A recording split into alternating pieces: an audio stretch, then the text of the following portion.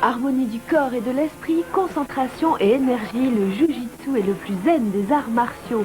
À main nue ou armée, le Jitsuka reste maître de ses impulsions et part toutes les attaques. Génération Sensation, dimanche 11h50 sur France 3.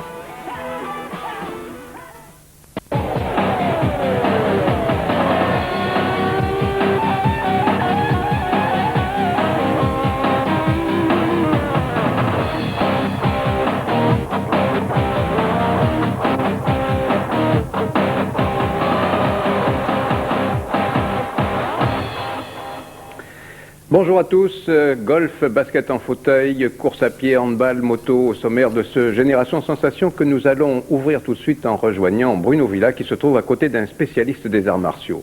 Ensemble, ils vont nous présenter une de ces nombreuses disciplines dont les Orientaux ont longtemps eu le secret. Bruno, bonjour. Eh bien bonjour Gérard, nous sommes sur le tatami du Soshin, salle d'arts martiaux à Bordeaux. À mes côtés, Jean-Michel Rey, troisième dan de Jiu-Jitsu, car nous allons parler de Jiu-Jitsu. En deux mots, Jean-Michel, et avant de commencer le magazine, présentez-nous cette discipline.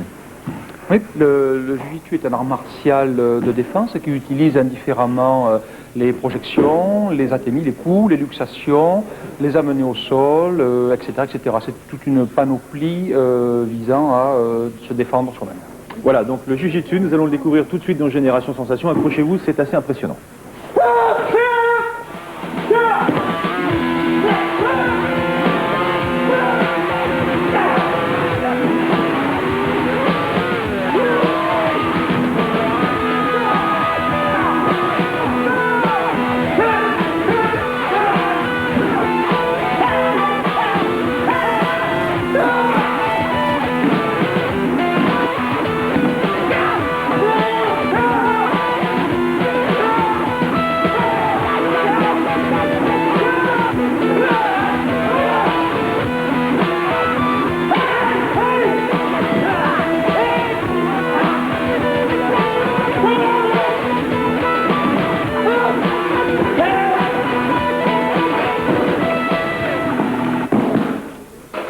Jean-Michel, le Jiu-Jitsu, un art martial, peut-être l'un des plus connus, des origines de cette discipline.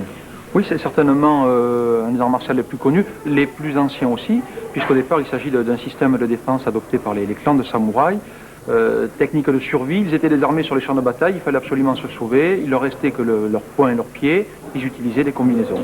Depuis, c'est devenu une multitude d'écoles de défense personnelle qui s'adaptent à chacune des époques différentes. Alors de quelle façon on a appris à codifier cet art martial? C'est la question piège, parce qu'en fait la codification est tenue secrète par chaque clan, par chaque école. Chaque école possède ses secrets, c'est un bien grand mot, mais possède ses habiletés, n'a pas envie de les voir divulguer au grand jour, et donc en fait on nous montre que je vais le montrer.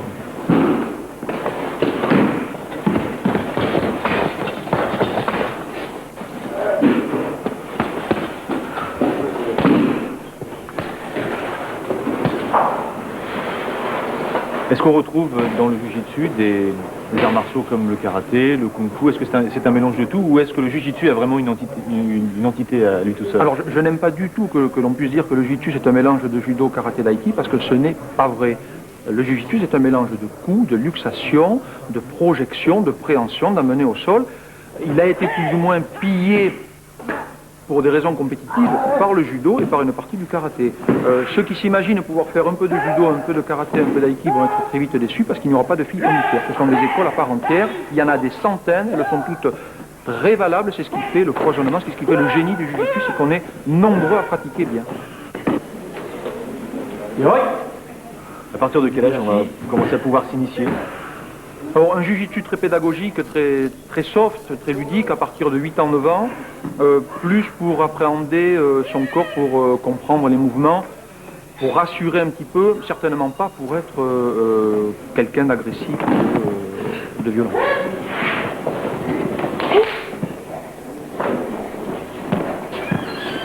Chez les jeunes, est-ce qu'on va pouvoir enseigner le Jiu-Jitsu de la même façon qu'à un adulte? Non, pas du tout. Les adultes sont des gens responsables qui prennent des décisions dans la vie, des décisions parfois difficiles, donc ils appliquent un Jiu-Jitsu qui est réaliste. Chez les ados et encore plus chez les enfants, c'est un Jiu-Jitsu ludique, de jeu. Il n'est pas question de leur amener n'importe quoi, n'importe comment. Ici, c'est du bonheur. Vous ressortez, il faut ressortir du tatami en étant heureux, en étant bien, et non pas en ayant des bleus partout. Ça peut arriver, en rugby aussi, en foot aussi. Donc, le jiu-jitsu enfant, c'est du jiu-jitsu enfant, c'est quelque chose de très très soft. Pour les ados, c'est un petit peu plus hard dans la mesure où ils ont besoin d'être plus sécurisés vu les problèmes actuels. Mais il n'est pas question d'en faire des bêtes de guerre, pas du tout. Ça reste un sport, ça reste un loisir. Peut-être plus tard, ils deviendront des experts, à ce moment-là aborderont les techniques plus violentes, plus agressives.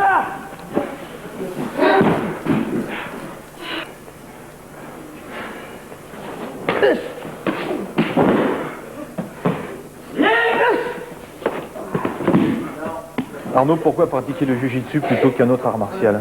Parce que c'est un sport qui permet de se défendre, c'est plus complet. Par exemple, le karaté, ça fait un peu légionnaire dans la façon un peu où ça te pousse à faire des keia et tout ça. Bon, le jiu-jitsu aussi, bien sûr, mais bon, il y a moins de kata déjà. Et en plus, ça nous permet de nous défendre. C'est bien complet, c'est le jiu-jitsu. Voilà. Alors, pour arriver au niveau où tu es déjà à ton âge, est-ce que ça te demande beaucoup de sacrifices? Eh bien, non, pas particulièrement, parce qu'on y va le mercredi. Donc, au collège, évidemment, le mercredi, il n'y a pas cours l'après-midi. C'est souvent des horaires le soir, donc 7h30, 6h, tout ça. Et voilà. C'est un sport qui te plaît? Ah oui, ça me plaît, ça fait quand même 5 ans que j'en fais, ça... je compte continuer longtemps. Hein.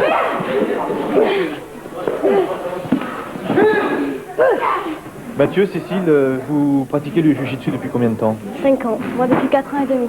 Et pourquoi vous avez choisi le jiu-jitsu plutôt que, je sais pas, le judo par exemple? Pour être plus en défense, pour moins avoir peur et pour avoir plus de sécurité. Cécile? Pareil, c'est un sport de défense, donc on est plus en sécurité. Alors pour vous pratiquer un art martial, qu'est-ce qu'ils pensent vos copains à l'école? Moi je l'aurais pas dit. Non, moi il y en a qui font du karaté, du kung fu, on compare des fois. Et vous venez souvent vous entraîner? 2 fois par semaine. Alors qu'est-ce qui vous plaît dans ce sport? C'est qu'on se défend, qu'on puisse se défendre et que si quelqu'un nous agresse, on puisse se défendre.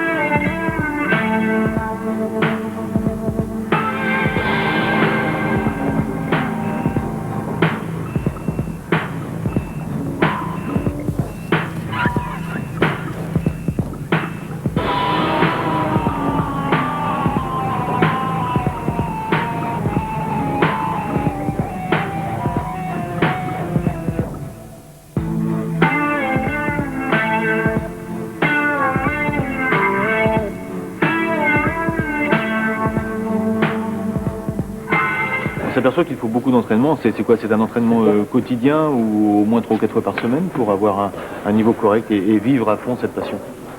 On n'en finit jamais. Je connais des gens qui s'entraînent 2 fois par jour, doucement, mais 2 fois par jour. D'autres préfèrent, préfèrent 2 entraînements hebdomadaires, d'autres 3, 4. Chacun, il doit y trouver son compte. On peut commencer doucement et finir plus fort.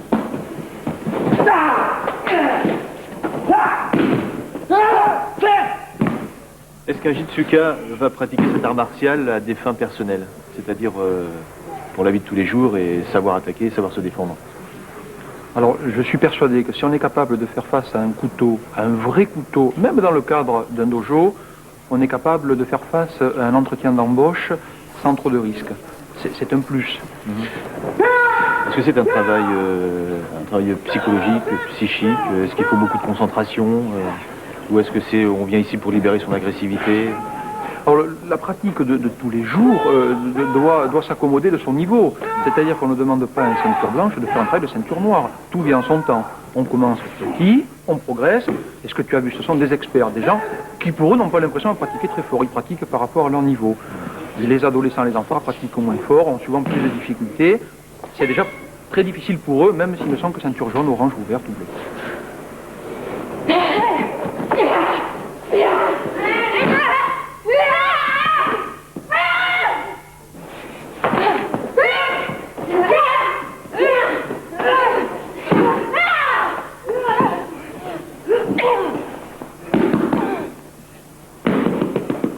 En tant que femme, qu'est-ce que ça vous apporte à vous, le Jiu-Jitsu?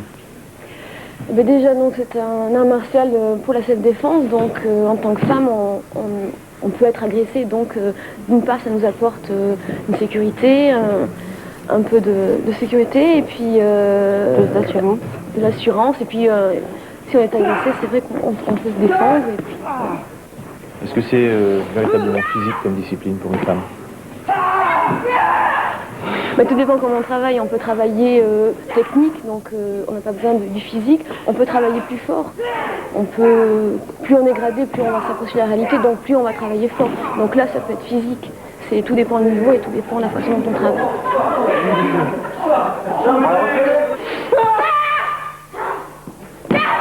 Dans beaucoup d'arts martiaux, il y a le grade, sanctionné par des ceintures. Comment ça se passe dans cette discipline? Alors, en ce qui nous concerne, nous relevons de la FFKama, donc nous serions plutôt des karaté-jitsu, sans vouloir entrer dans une querelle, où on a 3 grandes écoles. Nous avons les aiki-jitsu, qui relèvent plutôt de l'aïkido, de la fédération d'aïki, le judo-jitsu, de la fédération du judo, les karaté-jitsu, la fédération de karaté, qui sont les sports et les arts martiaux mères, je dirais, qui nous couvrent. Donc chacun relève de sa discipline, souvent avec des échanges d'ailleurs interfédéraux. On s'aperçoit quand même dans les démonstrations qu'on peut voir, faut faire attention, j'imagine que tout est calculé au millimètre près. Absolument, comme tu as pu le constater, on se relève tous à la fin de chaque combat, il n'y a pas de gros bobos, tu as quand même affaire à un travail de spécialistes, de gens qui maîtrisent bien, donc qui s'approchent à la limite vraiment de ce qu'il faut faire. Pour le commun des gens, c'est un travail beaucoup plus édulcoré, c'est pas le mot, ludique. Un travail sans danger, sans grande violence.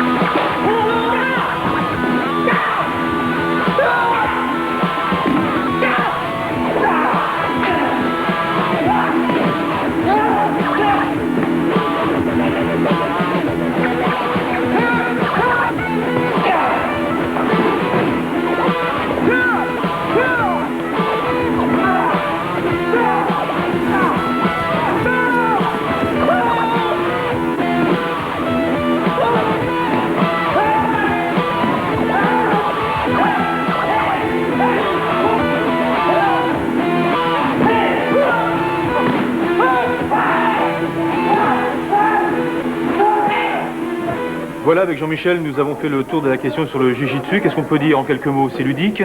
Oui, c'est accessible à tous de 8 ans à 80 ans, c'est du bonheur au quotidien, c'est un art de défense. Bon, ben moi j'ai compris certaines choses, hein. Regardez bien. Allez, au revoir Jean-Michel.